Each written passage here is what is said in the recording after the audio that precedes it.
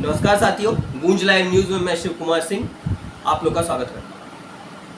साथियों, काफ़ी दिनों के बाद मैं आज वीडियो आप लोग के सामने लेकर के आ रहा हूँ। दरअसल कुछ व्यस्तता की वजह से वीडियोस वगैरह हम लोग नहीं बना पा रहे थे।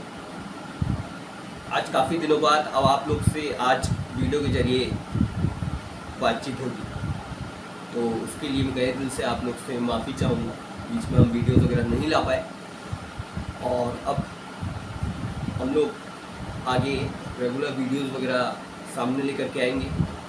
कुछ प्रोफेशनल कारण था, कुछ प्रोसेस चल रहा है गूंज लाइव में, जिसकी वजह से हम लोग को थोड़ा काम अपना।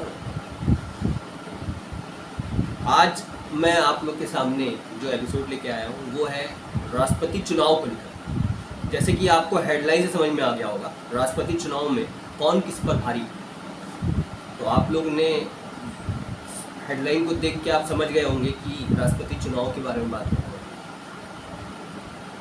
तो इस पूरे वीडियो में मैं आप लोग को राष्ट्रपति चुनाव में कौन कौन एमपी एमएलए होते हैं, उनकी वोटों की वैल्यू क्या होती है, एनडीए मतलब जो अभी फिलहाल केंद्र सरकार में सत्तारूढ़ पार्टी के उम्मीदवार कौन है, यूपीए विपक्ष में जो है कांग्रेस और उनके साथीगण 18 राजनीतिक पार्टी अभी एकजुट हुई है राष्ट्रपति चुनाव के लिए। तो उनके पास कितने वोट हैं, उनकी क्या वैल्यू है, क्या वो फ्लोर में पास हो पाएंगे, क्योंकि अगले माह 24 जुलाई को भूतपूर्व अभी फ़िलहाल में चल रहे हैं, लेकिन 24 जुलाई के बाद भूतपूर्व क्या रहेंगे, कोविंद जो अभी फ़िलहाल के राष्ट्रपति हैं वो उनका कार्यकाल ख़त्म हो रहा है, तो नए राष्ट्रपति को आना है।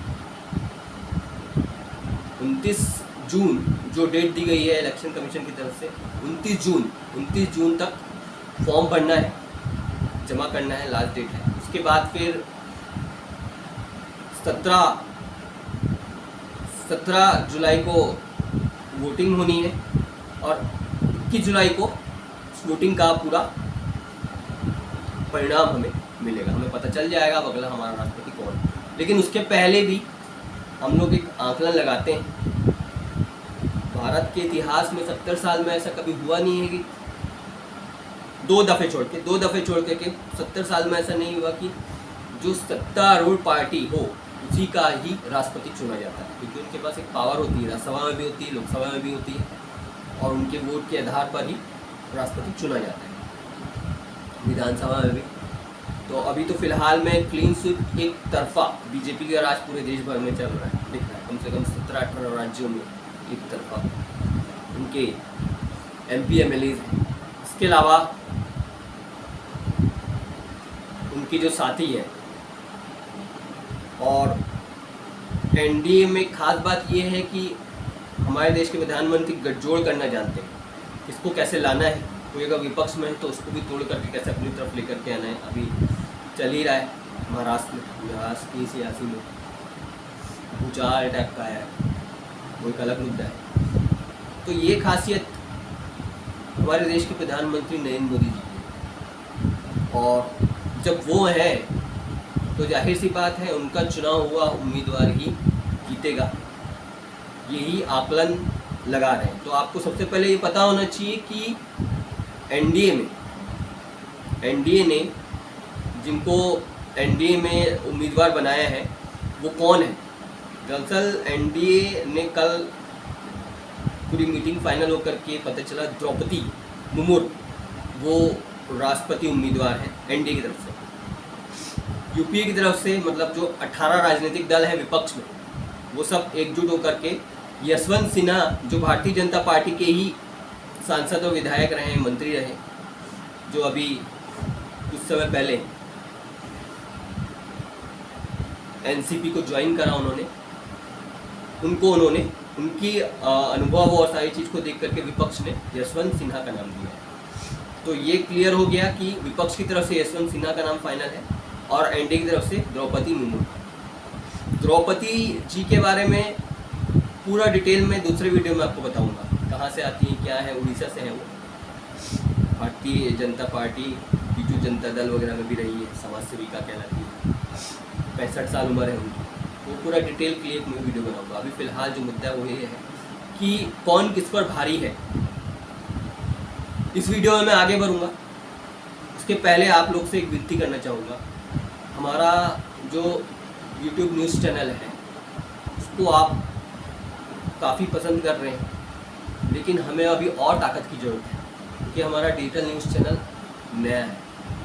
तो आप लोग रेगुलर हमारे YouTube न्यूज़ चैनल को देखते हैं, वीडियोस देखते हैं, तो प्लीज़ उसे लाइक और शेयर करें, साथ में सब्सक्राइब भी करें, क्योंकि जब आप सब्सक्राइब करते हैं तो हम लोग के जैसे पत्रकारों की ताकत बढ़ती है और हम लोग को ऐसा लगता है कि हाँ, हमें लोग देख रहे हैं, लोग पसंद कर रहे हैं। और हम लोग का जो मकसद है, मैंने पहले ही बताया, गूंज का मकसद कोई प्रोफेशनल नहीं, गूंज का मकसद सिर्फ और सिर्फ समाज में चल रही समस्याओं को सामने लेकर के आना। सरकार की गलत नीतियाँ, इनके गलत नीतियों के बारे में आप लोग को बताना है, आप लोग को जागरूक करना है। तो प्लीज़, इस वक्त पत्रकारिता में वैसे भी बहुत बड़ा खतरा आया हुआ है पूरे देश भर में। मेन स्ट्रीम मीडिया आम जनता के लिए कुछ काम नहीं कर रही, वो भूल चुकी है अपना दायित्व। डिजिटल कुछ चैनल्स काम कर रहे हैं, उसी राह पे हम लोग भी हैं। तो हमें लाइक, शेयर और सब्सक्राइब करके ताकत दें। अब इस वीडियो में आगे बढ़ते हैं। साथियों, सबसे पहले मैंने आपको बता दिया एनडीए और यूपी में कौन कौन सी उम्मीदवार हैं। अब मैं आप लोग को ये बताना चाहूँगा कि राष्ट्रपति चुनाव में करीब करीब 4809 सांसद और विधायक वोट डालते हैं देश भर से, क्योंकि आम लोगों का ये चुनाव नहीं होता, राष्ट्रपति को सांसद और विधायक चुनते हैं, ये आप जानते हैं। इनकी संख्या आज की डेट में 4809 है, जो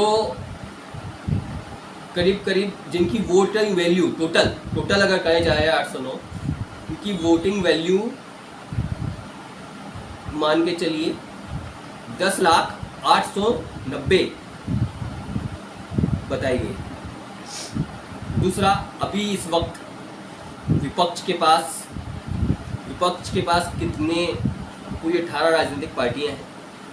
उसमें कांग्रेस है, एनसीपी है, सीपीआई, सीपीएम, जेडीएस, आरएलपी और जितनी भी विपक्ष की राष्ट्र लेवल की समाजवादी पार्टी हो गई, ये सारी पार्टियां मिलकर के 18 ऐसी राजनीतिक पार्टियां हैं जिन्होंने मिलकर के एक साथ होकर के राष्ट्रपति चुनाव में एक साथ वोटिंग देंगे, उन्होंने तय किया है। तो उनकी जो संख्या है सांसदों की, उनकी संख्या है 219 और विधायकों की संख्या है 1550 जो विधायक इनकी वोट देंगे, और सांसद जो है वो 219।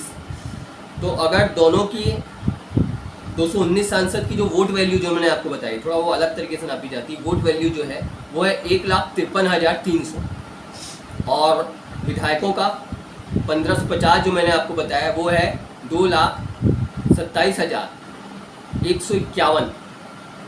इसका कुल अगर करें तो 3,51,031 इसका पूरा टोटल आता है। मतलब 18 राजनीतिक पार्टियां मिलकर के भी 5,52,040 वैल्यू को टच नहीं कर पा रही। उतनी वोटिंग वैल्यू, समझिएगा, दो अलग अलग चीज़ें। एक तो है जो सांसद और विधायक हैं जो वोट देते हैं, और हर सांसद विधायक की अपनी वैल्यू है जब वो वोट देता है, तो उसको टच करना है 5,40,000, माफ़ करिएगा 5,52,000। साथ के साथ ये भी बताया गया है कि अगर ये 18 राजनीतिक पार्टियों के अलावा 7 पार्टी और जुड़ी है विपक्ष की, जिसमें आप पार्टी आती है जो अभी तय नहीं कर पाई है किधर जाना है। पंजाब में उनकी सरकार है, दिल्ली में उनकी सरकार है विधानसभा में, बीजेड है, बीजेडी उड़ीसा की, TRS है, शिवसेना है, ऐसी कुछ पार्टियां हैं जो अभी तय नहीं कर पाई हैं कि उनको वोट कहाँ देना है। तो जब उनको भी अगर मिला लिया जाए तब भी इनकी संख्या मात्र 5,40,065 हो रही है, जो 12,000 मतलब 5,52,000 जो मैंने आपको बताया वोट वैल्यू, इसलिए मैं बार बार बोल रहा हूँ, समझिएगा, वोट वैल्यू उस तक नहीं पहुँच पाएंगे। ये तो मैंने बता दिया। अगर 25 राजनीतिक पार्टियां होती हैं तो, वरना अगर ये 18 है इनकी तो क्रॉस वोटिंग अगर नहीं हुआ, कई बार क्रॉस वोटिंग भी हो जाता है, विधायक और सांसदों को खरीद लिया जाता है, डराया जाता है, वो सब चलेगा अभी। तो वो सब होता है तो वो और कम हो जाएगा, मतलब 5,12,000 हो रहा है अगर सारे सांसद विधायक 18 पार्टियों के वोट देते हैं तो। और अगर 7 पार्टियां और मिल जाती हैं, 25 हो जाती हैं, तो 5,40,000। उस कंडीशन में भी ये लोग 5,52,000 तक नहीं पहुंच पाए। अब ये तो मैंने आपको बता दिया विपक्ष का हाल। अब बात कर लेते हैं एनडीए का। एनडीए के पास करीब करीब 8 से दल है जो उनके साथ में, जो उनका समर्थन है, जो उनके सहयोगी पार्टी में, छोटे बड़े सब मिला करके इनकी वोटिंग वैल्यू हो रही है 5,32,425। अगर ये सारे लोग वोट देते हैं तो, और क्रॉस वोटिंग नहीं होती है तो, कई बार सत्तारूढ़ में भी क्रॉस वोटिंग हो जाती है। मैंने आपको बताया कई बार ऐसा भी हुआ है, 2 बार ऐसा हुआ है कि सत्तारूढ़ पार्टी का पसंद का राष्ट्रपति नहीं चुना गया है। वैसे ऐसा बहुत कम होता है, बहुत कम हुआ है, केवल 2 बार हुआ है 70 सालों में।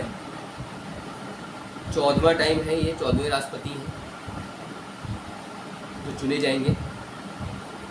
ऐसा होता नहीं है, इसलिए माना ये जा रहा है कि एनडीए गठबंधन के पसंद वाले, मतलब द्रौपदी जी का लगभग बनना तय है।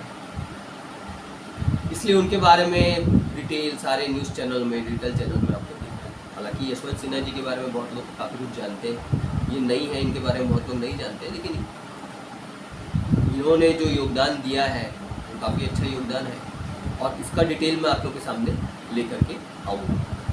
तो अगर हम लोग अपने इस वीडियो के हिसाब से देखें तो पल्ला भारी इस वक्त एनडीए का है, बीजेपी का है, बीजेपी के साथियों का है, और हमारे मोदी जी तो वैसे ही, जो मैंने आपको बताया, उन्होंने महारत हासिल करी हुई महाराष्ट्र में भूचाल चल रहा है, इस पर भी न्यूज़ आप लोगों के सामने एक आधी वीडियो लेकर के हम लोग महाराष्ट्र में सियासी हंगामा चल रहा है, शिवसेना और बीजेपी की लड़ाई चल रहा है। शिवसेना टूटती हुई नजर आ रही है, वहाँ महाअघाड़ी दल बोले जाते हैं, एनसीपी, शिवसेना और कांग्रेस, तीनों को मिलाकर इन्होंने मिलकर के सरकार वहाँ बनाई, लेकिन वहाँ पर शिवसेना में ही टूट पड़ गई। तो ये सब में बहुत स्पेशलाइजेशन है हमारे देश के प्रधानमंत्री नरेंद्र मोदी जी, और उनके साथ में उनके साथी दोस्त मित्र अमित शाह जी, वो तो चाणक्य कहा जाता है। तो मुझे बहुत कम चांस लग रहा है कि यशवंत सिन्हा जी राष्ट्रपति बन पाएंगे, विपक्ष का कोई राष्ट्रपति बन पाएगा पसंद। लगभग तय है द्रौपदी जी का बनना, लगभग। पिछली बार भी कोविंद जी बने थे, रामनाथ कोविंद जी, जो मोदी जी के चुने हुए थे। तो आज के इस वीडियो को साथियों मैं ख़त्म करता हूँ, और रात को फिर एक आध कोई नया वीडियो लेकर के आऊँगा। आप लोग इसी तरीके से जो मैंने बताया हमारे न्यूज़ को, हमारे वीडियो को देखते रहिए, लाइक करिए, शेयर करिए, सब्सक्राइब करिए, उससे हमारी ताकत बढ़ती है। फिलहाल के लिए मैं शिव कुमार सिंह, गुंज लाइव न्यूज़ से, नमस्कार।